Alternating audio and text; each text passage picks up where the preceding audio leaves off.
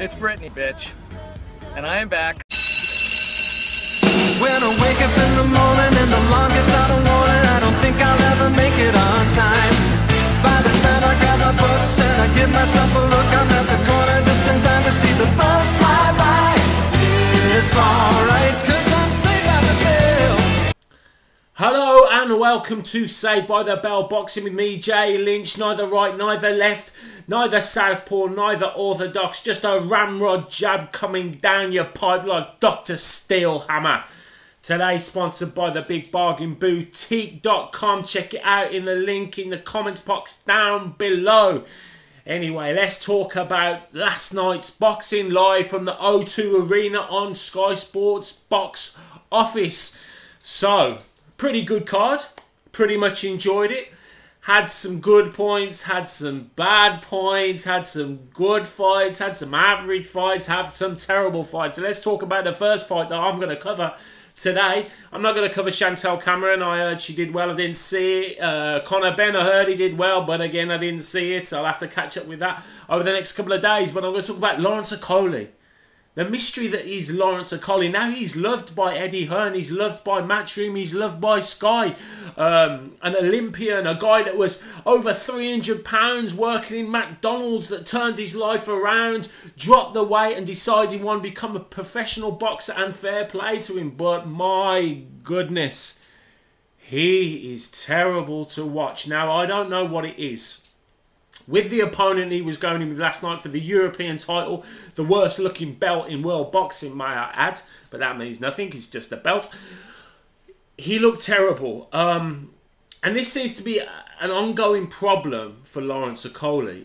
He obviously has power, he obviously has talent.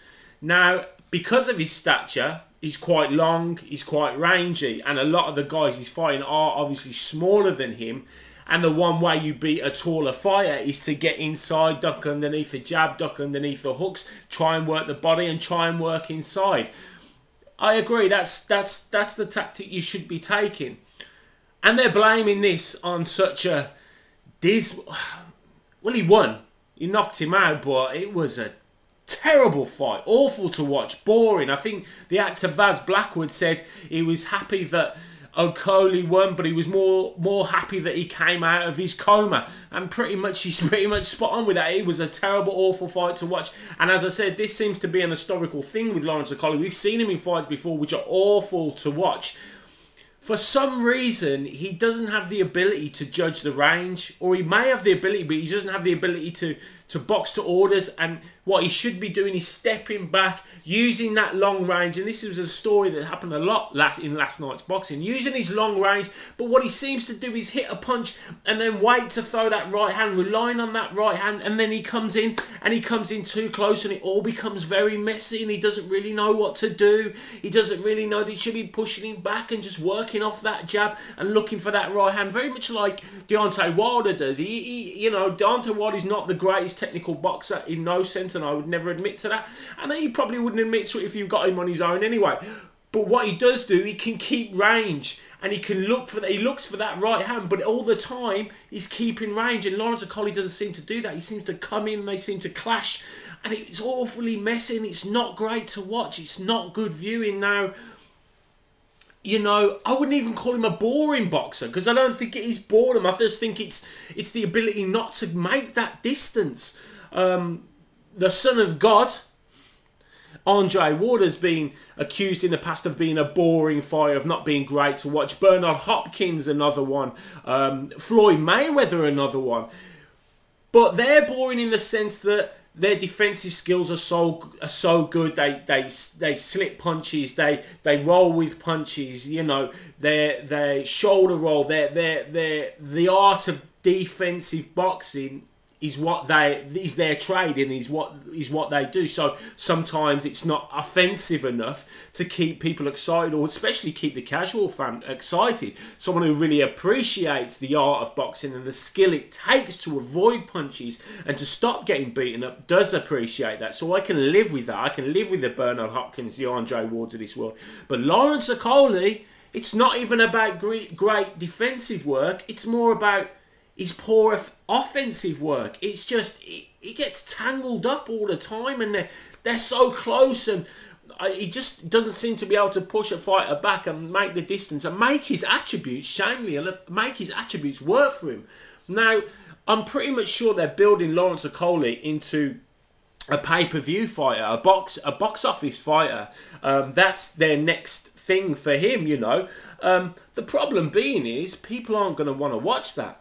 If you see that too many times, I personally wouldn't pay to watch Lawrence Okolie in a world title championship fight, because it's not great to watch. It's not great viewing, and I'm not slagging the guy off, because look, if you get into a ring and you put your life on the line, as we've seen recently, all power to you. But it's just not great to watch. It's not good entertainment, and boxing is an entertainment industry as well as being a combat sporting fight industry. So it's not great to watch. So I don't really know how they're going to change this. I'm hoping Shane McGuigan. I mean, we keep on getting. I listened to an interview on Boxing Social with Shane McGuigan. I like Shane McGuigan. I think he's a cracking coach. Really nice guy. Seems to know what he's doing. Has produced champions, have we seen? And but he blamed the opponent coming in and difficult to work with and stuff like that. But no, we've seen it before from Okolie. We've seen these terrible, fucking stinking out the place fights before.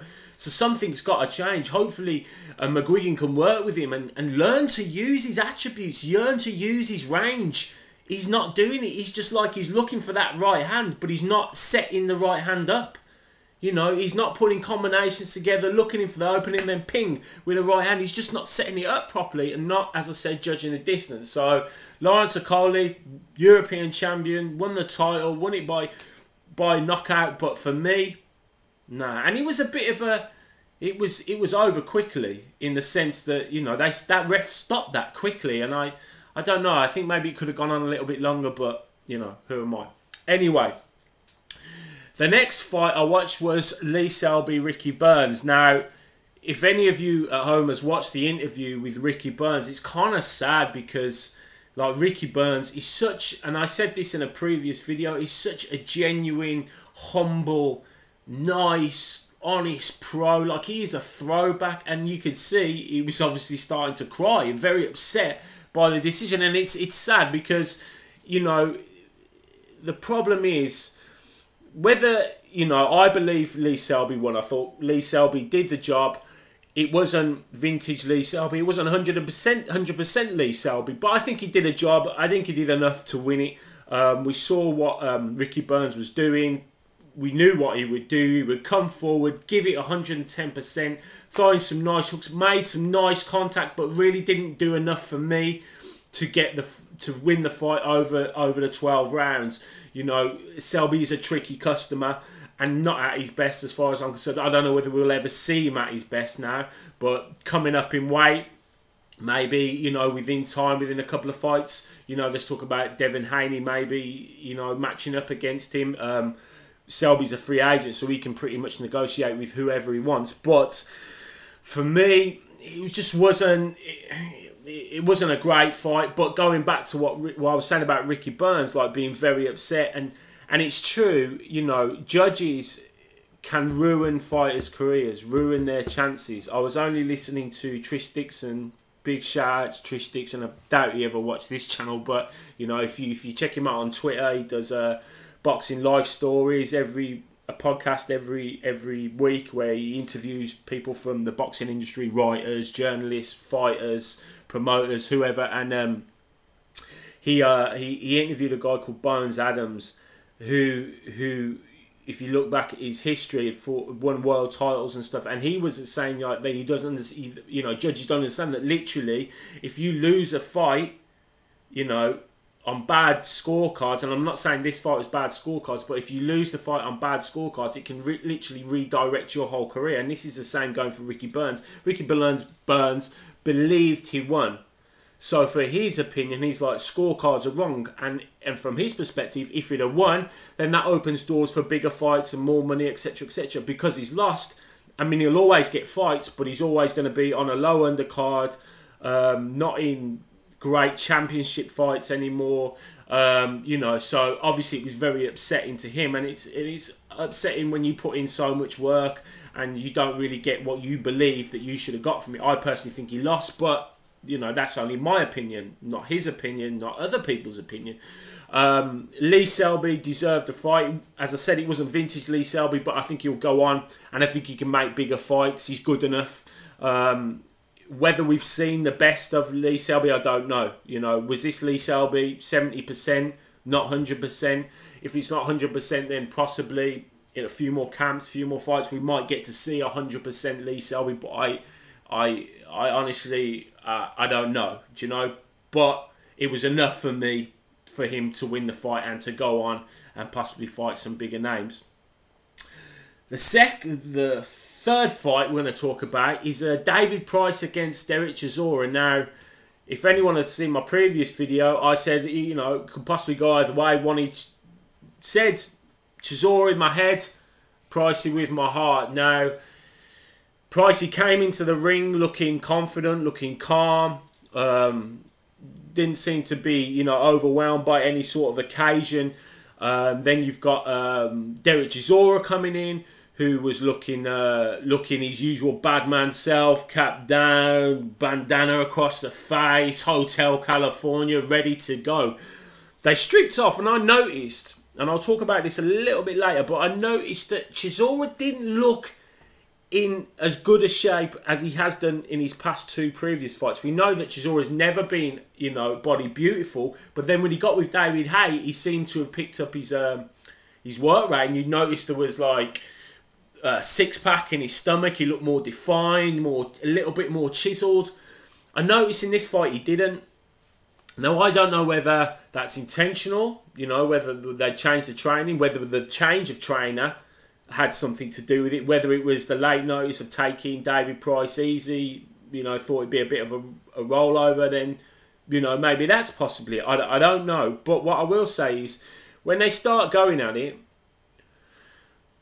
Derek Chisora knew, and we all kind of knew exactly what you have to do to beat David Price. You have to get on him, you have to get in his face, you have to throw those wild hooks, you have to do constant pressure, you have to close the gap, and that's exactly what Derek Chisora did. And it's kind of like, it's like watching a horror film because you're sitting there and you're just waiting for something to happen.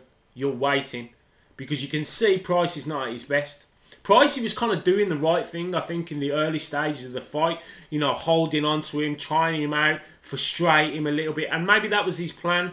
You know, we would say, again, keep him at range, use the jab, keep him at range. But maybe, you know, you could see for the first 2, 3, 4, 5 rounds, just holding him, weighing him down, keeping it tight, and let him build and grow into the fight, and maybe Chisora get a little bit more tired or whatever, and then start putting the pressure on and start doing some work. Chisora didn't give him a minute, constantly on him, chopping at him, punching at him, throwing those hooks in, and we're just sitting there waiting, going, eventually one of them hooks is going to land.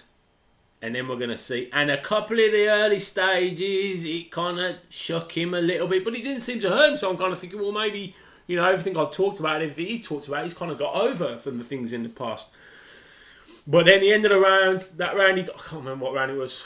The end of the round, he got caught and he was wobbled and he was all over the place. The bell saved him. He sat down, saved by the bell. He sat down and he was smiling. And I'm kind of thinking, well, maybe this hasn't affected him. But obviously, he hadn't recovered. He come out, he said he got hit on the top of the head, and it was good night Vienna. Now, people have moaned that they should have let him go on, you know. For me, no. Do you know what I mean? He's like, it was good that his corner threw the towel in, because that was only going, you know, one way. He was going to get knocked out, and he was going to get knocked out brutally. So let's save it for now. David Price, where he goes, I mean, he's like Ricky Burns. He's still going to get fights. He's a name. He'll still get fights on an undercard. It's just, you know, but he'll become like a Kevin Johnson gatekeeper. The problem is, though, Kevin Johnson rarely gets knocked out. You know, doesn't take a lot of punishment because he's very tricky and very awkward. We all know this about Kevin Johnson. But David Price gets knocked out viciously too many times. And that, whether it'll have an effect now, touch wood, it doesn't. but over years and years and years and over a period of time, it could start to catch up with you. So for me, I would say David Price, give it up. If you've got enough dough, give it up. I mean, look, I'm not David Price. You're not David Price. Only David Price knows, and it's up to them. We know how boxers have problems, maybe thinking that they've unfulfilled their potential, or they can have one more fight, or can have another crack, or, you know. And that happens with a lot of sportsmen. The problem is, though, with most sportsmen, not getting punched in the face and not doing serious damage. And as we've seen recently with deaths in boxing, that's the last thing we want for David Price, because he's a good guy. He still seems to have all his faculties and everything. He doesn't seem punch drunk in any way. So let's just quit it now. Do you know what I mean? If you've got the money, stop now, because you cannot continue to take punishment like that and get knocked out viciously like he has been for too long, because it will catch up on you. So for me, give it up, but I'm not David Price. As for Derek Chisora, I said he put on a bit of weight, and I noticed, or he wasn't as ripped or defined as he had been, and he was putting a lot of pressure on, you know, non-stop, coming forward, but by the end, he was blowing hard, and I could guarantee he could not keep that up for 12 rounds. So if David Price or someone else had the ability to keep him at range and keep him working, but make him use up all that energy, maybe missing more shots than connecting, by about 5 rounds, he was done. I'm telling you, he was done. He was knackered. Now, maybe if it hadn't have been David Price, he may not have put all that pressure on and all that, but they knew that, you know, we could get rid of him early if we connect, put it on him, blah, blah, blah, blah, blah. Then maybe that was their game plan, good game plan, as it turned out to be. And maybe they thought it's not going to go past 5 or 6 rounds. But I don't know whether he was in 100% shape. I don't know. But for me, he was blowing. And he was blowing hard. But I'm not surprised, because he put so much into those rounds. You know, I'm not surprised. But I don't know whether it was, as I said, I don't know whether that was deliberate. So they were risking that he could go 5 rounds, give it really hard and get rid of him in that 5 rounds. But if it wasn't, then they've got to look back at his conditioning. Maybe it's a change of trainer or whatever. But he won the fight. And now let's talk about him wanting Alexander Usyk. That could be, because he's the WBO mandatory, and Chisora beating him, will become the mandatory himself and fight for a world title. I honestly believe that Derek Chisora and David Haye don't give a shit about being world champion. I honestly think they have no interest in it. If it came along, great. If it didn't, it didn't. All they want to do with this rejuvenated War Chisora is to make the big fights and as much money as possible. And if a world title fight comes along, then great. If it doesn't, I don't care. Let's just make big fights, big money, cash in, then cash out. You know, so calling out Usyk, that's a big fight. That's a box office fight. That's going to make money. And look, he's not afraid to lose. He's lost, 9 times or something. So he's not afraid to lose. He's not worried about that. So for me, that seems to be the trajectory. That seems to be the path that they're going on, and all power to them. But I think Usyk will beat him. Because Usyk can box off the back foot better. He's got better movement, better ring IQ, better skills. I think he'd be able to deal with Chisora quite easily. I don't think Derek Chisora will be able to maul and get so close to Usyk without taking more punishment. Do you know what I mean? So, you know, we'll just wait to see where it goes. So the main event. Now this is where you've got to give it up to the World Boxing Super Series. I said before, it's a great thing, and it is a great thing. You get the best of the best fighting each other. The politics kind of goes out the window, and they're forced to fight each other. And this is the proof in the pudding. What you got to see last night was a superb fight against 2 superb fighters. Unbeaten records. Champions, belts on the line. I mean, this fight had everything for me. It was close. It was real close. And one of the scorecards was in 115. Was it 115, 112 or something. One of the scorecards which was like fighting over 117, 112 or something like that. Is ridiculous. That's no, I'm not having that. And I've seen so much stuff that, you know, people saying Prograis won, some people saying it's a draw, some people saying Taylor won. It was really close, let's be honest. I think Taylor did a really good job of closing the distance, getting inside, working him, putting pressure on him, keeping the pace up. Prograis likes to keep his own pace. He likes to work at his own pace, and I said this before. He is open to counters. He keeps that left hand, that right hand low. So he is open to counters. He doesn't like pressure. He likes to work, and he's used to working at his own pace. And for the first couple of rounds, it was very tight. But you know, as the fight went on, the pressure from Taylor started to tell. The constant movement, the constant hits, the constant production and speed and consistency of punches started to work on Prograis. But Prograis is a very clever fighter and started to work it out very quickly.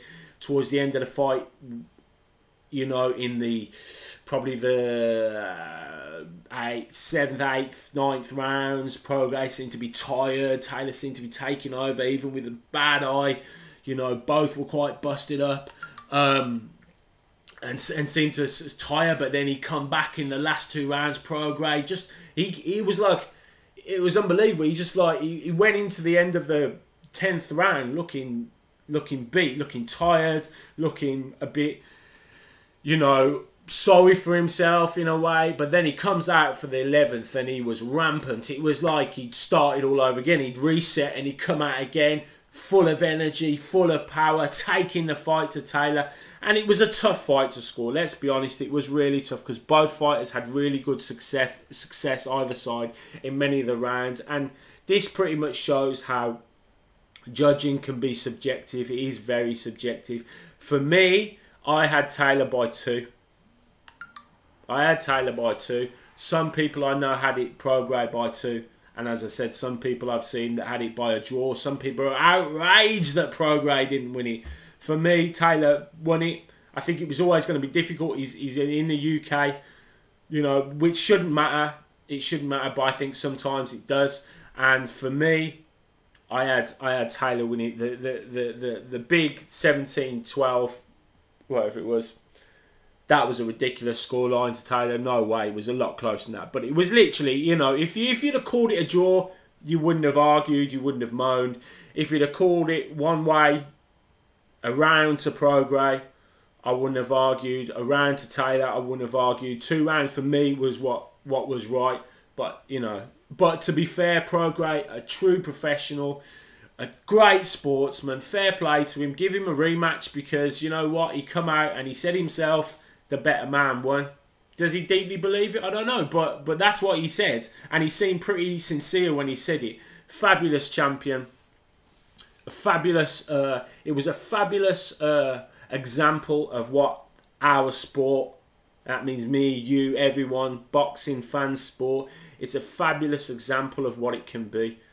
All action, couldn't take your eyes off the screen, going this way, that way, blood, guts, you know, bar a knockout. It was just a fabulous example of boxing. And this is what I said, this is what the WBS, this is what the World Boxing Super Series does. It brings those fighters together. And even I watched it with my brother and my nephew, and even they were loving it as well. You know, it just drew you in. It was just such a fabulous fight, and it was a pretty decent card, you know, but that fight just topped it off for me, and it's a fight I definitely want to see again. Where do the fighters go? Well, Prograis is always going to get fights. He'll get another chance, crack at the world title again. No problem at all, because he's a very, very good fighter and deserves it. Taylor, he's going to be on top of the world today. Must be very happy with his performance, with his victory,